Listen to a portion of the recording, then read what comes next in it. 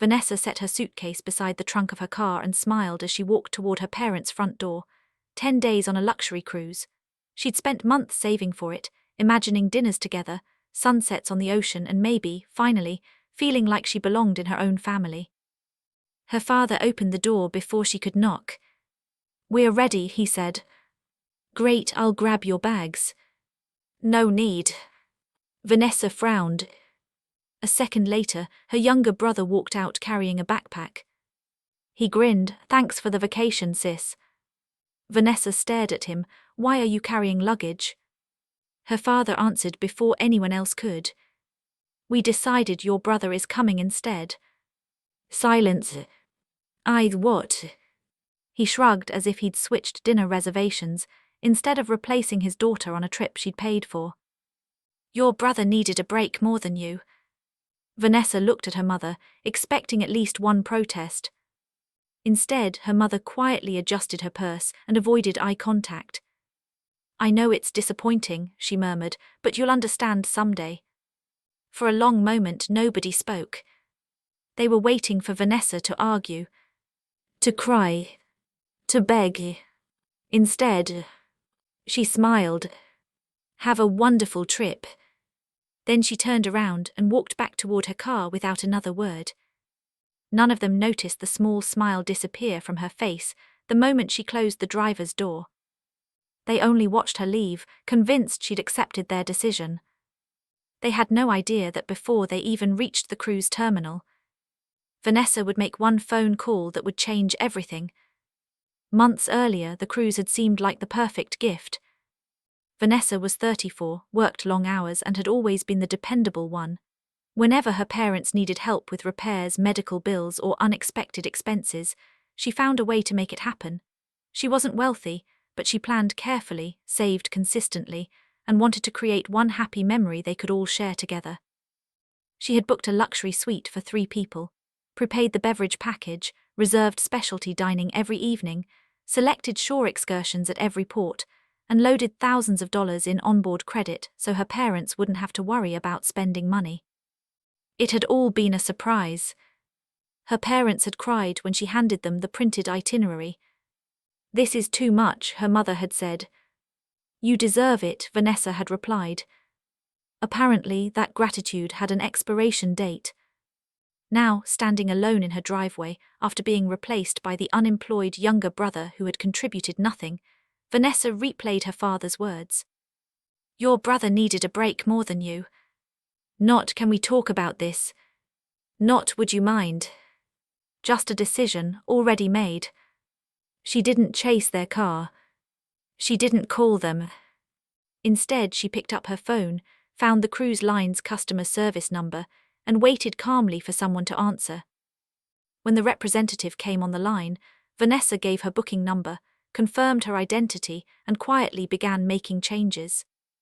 By the time she ended the call, she received several confirmation emails almost immediately. She opened the first one, read it carefully, and nodded once. Then she started her car and drove home. Hours later, as her parents' ship sailed farther from shore, they were laughing on the deck, completely certain they had gotten exactly what they wanted. What they didn't know was that the vacation they believed they had taken from Vanessa was no longer the vacation waiting for them. Vanessa never called after that. She never demanded an apology. She never asked the cruise line to remove her parents or her brother from the reservation. She simply went back to work the next morning as if nothing had happened. Her silence confused everyone. By the time the ship pulled away from the port, her father leaned back in his chair and said, "See, I told you she'd get over it." Her mother nodded. "Vanessa has always been reasonable." Her brother laughed. "She knows I needed this more."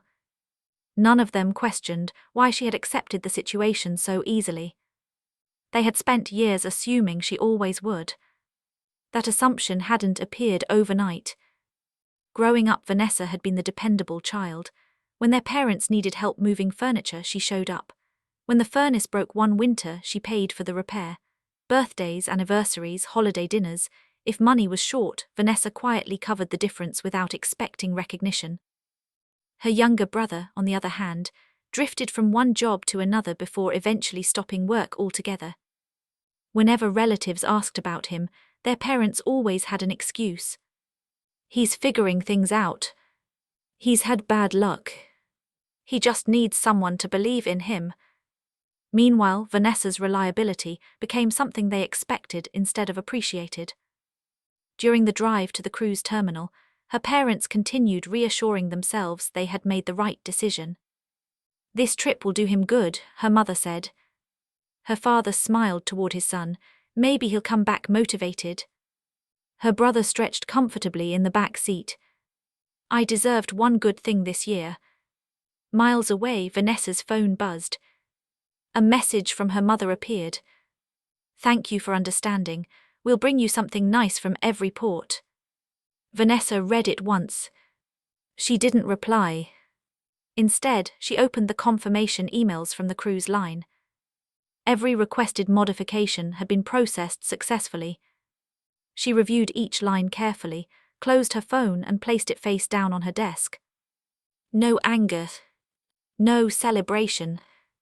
Just certainty. Looking out her office window, she whispered quietly to herself, "They're going to find out soon enough." The first sign that something was wrong came before the ship even left its first port. Vanessa's father approached the concierge desk with a confident smile. "We're checking into the premium suite," he said, handing over the reservation information. The employee typed for a moment, then looked up politely. "I'm sorry, sir. Your reservation is assigned to a standard balcony cabin." He frowned. "That's impossible. My daughter paid for the luxury suite." The employee checked again. "The current reservation does not include a suite." His smile disappeared. Once they reached the cabin, his son looked around in disbelief. "This isn't what the pictures looked like." His mother frowned at the smaller room. "There has to be a mistake." Trying to brush it off, they headed to lunch. Then another surprise waited. "I'm sorry," the server explained. "Your beverage package isn't active." "What do you mean it isn't active?" the brother snapped.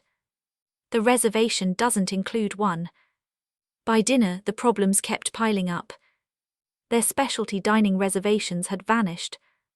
The shore excursions they expected at upcoming ports were no longer attached to their booking.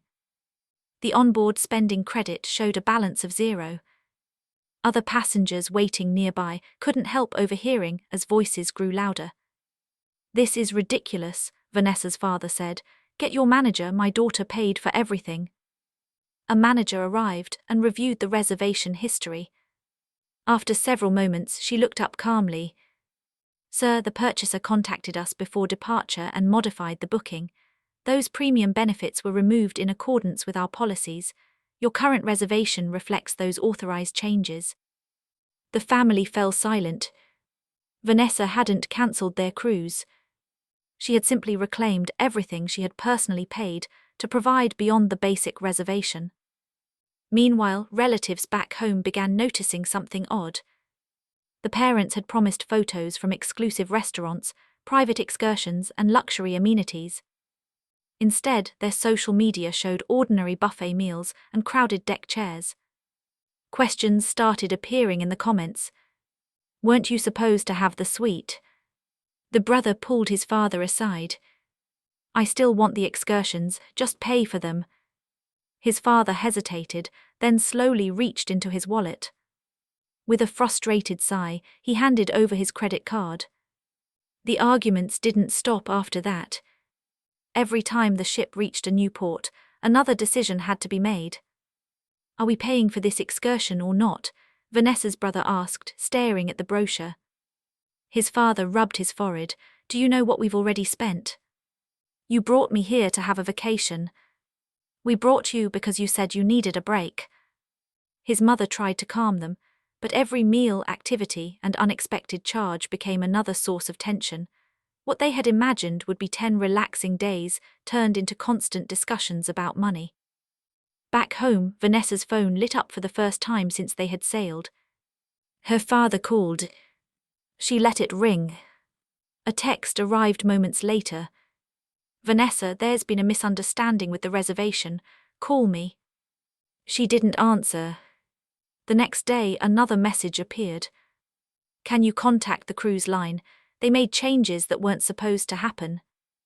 Then one from her mother. Please fix this, we just want things back the way they were. Vanessa read each message, took screenshots and archived them without replying. On the 7th day of the cruise, her cousin Melissa called. I heard you couldn't get time off work, Melissa said. Your parents said that's why your brother went instead. Vanessa was quiet for a moment. That's not what happened. She forwarded Melissa the original booking confirmation, the payment receipt showing she had purchased the vacation, the booking modification confirmations, and the text messages proving she had been replaced before departure. A few minutes later, Melissa called back. They told everyone you cancelled. They never asked me if I wanted to give up my spot. Melissa didn't argue. Instead, she shared the documents with the relatives who had been repeating the same story. Within hours, the family's group chat changed completely. Questions replaced congratulations. Sympathy shifted toward Vanessa. Meanwhile, hundreds of miles away, her parents were still trying to enjoy what remained of their cruise, completely unaware that the version of events they'd been telling everyone was falling apart. When the ship finally docked, they wheeled their luggage into the terminal expecting a normal welcome. Instead, several relatives were waiting. No one smiled. Before you leave, Melissa said, holding up her phone, we need to talk. The terminal grew strangely quiet. Vanessa stood a few steps behind Melissa, holding a simple folder. She hadn't come to argue, she hadn't come to embarrass anyone. She had only come because Melissa had asked her to. Her father looked from one relative to another. What's going on? Melissa folded her arms. Everyone's been hearing two different stories. His expression tightened. What stories? She looked directly at Vanessa. Why don't we settle it right now? One of Vanessa's aunts spoke first. You told us Vanessa couldn't get time off work. Another relative added, then we found out she paid for the cruise. And somehow, Melissa continued, she also changed the reservation before you left. No one said another word. Vanessa calmly opened the folder. I printed everything so nobody has to guess. She handed over the original booking confirmation, showing she had purchased the cruise months earlier. Next came the payment receipts. Then the confirmation emails documenting the reservation changes she made after being removed from the trip. Finally, she showed the text from her mother thanking her for understanding. I never cancelled their vacation, Vanessa said evenly. After they replaced me with my brother, I removed the premium benefits that I personally paid for. The cruise line confirmed I was authorized to do that because I purchased those extras. Several relatives silently read through the documents. The timeline matched perfectly. Her father let out a slow breath. We thought, he stopped. Melissa looked at him. You thought what? He lowered his eyes. We thought Vanessa would accept it, she always has. No one defended him. Her mother quietly wiped away a tear, but couldn't dispute a single document. Vanessa's brother looked at his parents in disbelief. So all those extra charges? Her father nodded. We had to pay them ourselves. His brother's frustration immediately shifted. You said everything was covered. It was, Vanessa replied calmly, until you decided someone else should take my place. The words landed harder than any raised voice. For the first time, the family wasn't looking at Vanessa as the one expected to fix everything. They were looking at the choices her parents had made. The ride home was quiet. Over the following weeks, the consequences became impossible to ignore. The unexpected cruise expenses strained her parents' finances. They had spent far more than they intended trying to recreate the vacation Vanessa had originally provided. Arguments between them and Vanessa's brother became frequent. He blamed them for promising a luxury experience they couldn't afford once the premium benefits disappeared. Her parents also discovered something they hadn't anticipated. Whenever another expense came up, a broken appliance, a medical copay, a birthday dinner, they instinctively reached for the phone. Then they remembered. Vanessa wasn't going to cover it anymore. When her father finally called, his voice was softer than she had ever heard it. "We could use some help," Vanessa answered without hesitation. "No." There was no anger in her voice. Only certainty. "I love you both. But I'm done paying to be treated as less important than everyone else." He didn't argue. There wasn't anything left to say. As the months passed, relatives stopped relying on her parents to organize family gatherings and began inviting Vanessa directly. She attended the events she wanted to attend, skipped the ones she didn't, and no longer worried about earning approval that always seemed just out of reach. With the money she recovered from the reservation changes, she booked herself a vacation later that year. This time, she traveled with friends who thanked her for coming instead of treating her generosity like an obligation. Watching the sunset from the deck of that trip, Vanessa realized something she had never understood before. The greatest gift she gave herself wasn't the vacation. It was finally accepting that some people would never value her simply because she kept giving. From that day forward, the only trips Vanessa paid for were the ones where everyone actually wanted her there.